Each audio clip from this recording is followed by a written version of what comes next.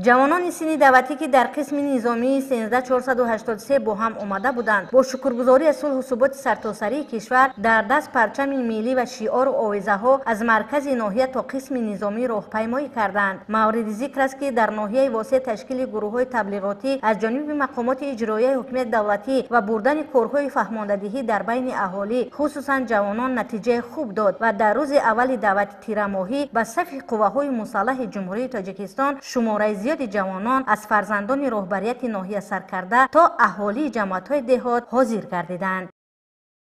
باعث افتخار و شکرگزاری از استقلالیت دولتی همان است که امروز جوانان ما با خواهش خود به کمیسریت حربی ناحیه حاضر شده به خدمت ما در وطن رفته ایستادند. جوانان امروزه ما با یک حس بلند وطن دوستی و خویشتن‌شناسی به کمیسریت حربی ناحیه واسه حاضر شده خواهشم به صف قوای مسلح جمهوری تاجیکستان می‌روند.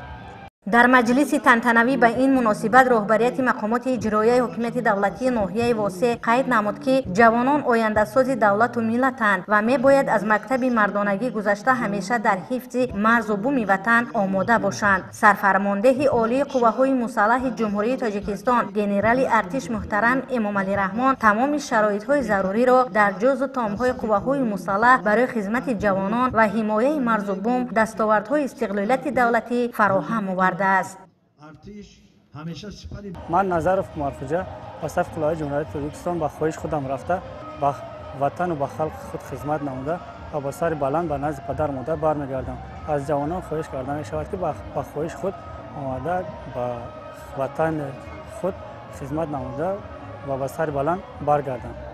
دیگر برآمد کنندگان نیز ابراز داشتند که دولت صاحب استقلال ما دارای حدود و مرزهای خود می باشد و حمایت آنها بر دوش فرزندان این ملت و دولت است. خدمت صادقانه به مادر وطن برای هر یک جوانمرد هم فرض است و هم قرض. والدین دعوت شدگان نیز در سخنرانیشان اجرای قرض فرزندی هر یک جوانمرد را یادرس گردیدند.